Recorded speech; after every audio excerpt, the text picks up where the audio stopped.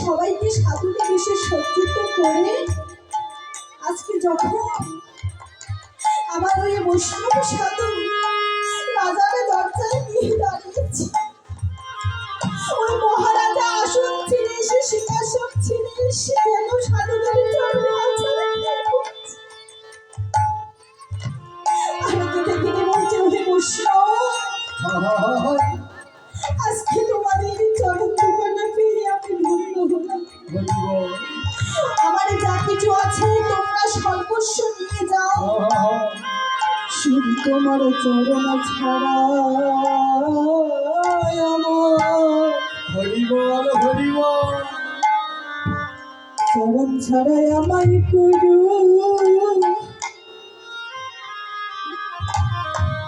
ওরে আমায় করো না।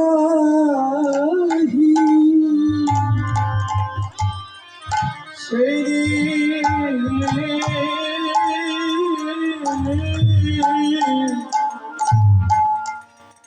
আমায় চরণ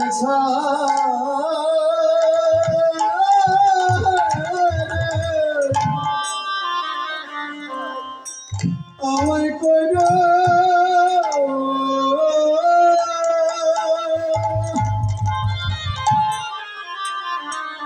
আমায় করো না রে।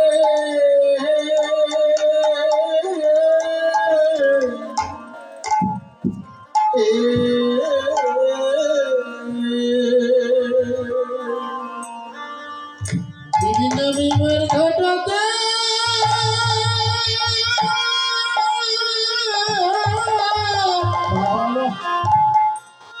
ওই পরে ঘটা বসে গাবি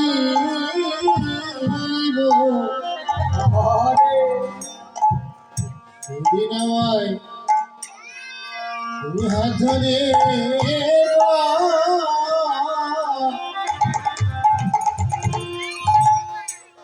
উপর করে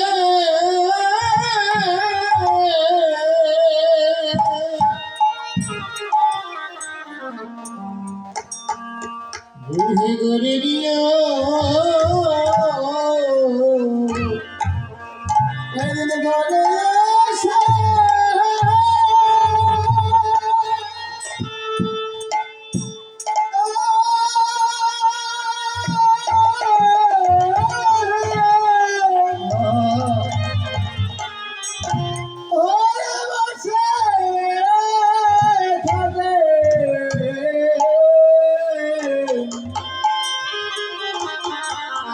সেদিন আমায় হাড় ধরে তুমি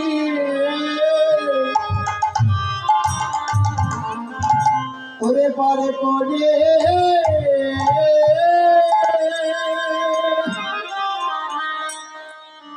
পারে করে দিও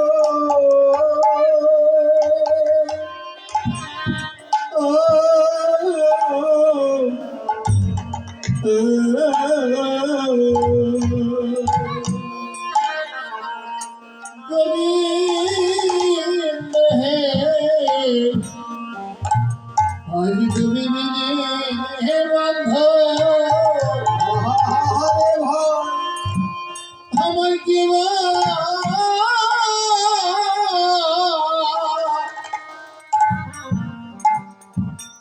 আমার কি হবে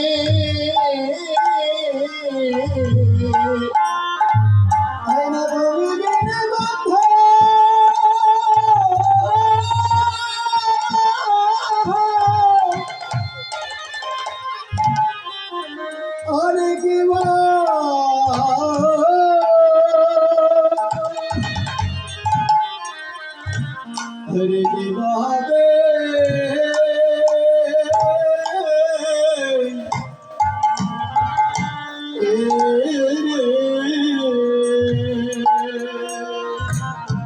বলছে সাধু, দাঁড়িয়ে যখন কোনোদিন বিশ্ব বলে আমি কাঁদতে পারি সাধু, যখন আজকে তোমাদের চরণে পেয়েছে তুমি আমার চরণ ছেড়ে করো। তোমার যখন এমনি ভাবে রাজা সবার চরণে এসে আছাড় করেছি। ওই ডাকাত দলের যে সন্তানই ছিল ভাবছে ভাইয়া, এই জীবনে যখন সংসার খুশি কি পেলাম, কিছুই তো পেলাম না ভাই। সারা জীবন অন্যের ধনরত্ন চুরি করে নিলাম, জীবনে কিছু রাখতে পারলাম। কিন্তু দেখো আজকে এই রাজা, আমরা সারা জীবনে যে ধন চুরি করতে পারিনি, আজকে আমাদের চরণে আচারে খেয়ে পড়ে আমাদের যে ভূমি খানিকে চুরি করে নিল। তাই ডাকাতে সন্তানের সেই সাধুর চরণে আচারে খেয়ে বলছে, ওই বৈষ্ণব কোনদিনও জীবনে সাধুর সঙ্গ বৈষ্ণব সঙ্গ করিনি। যখন আজকে মুখে আমায় দর্শন দিয়েছে, তাই কেঁদে কেঁদে বলছি, ও হে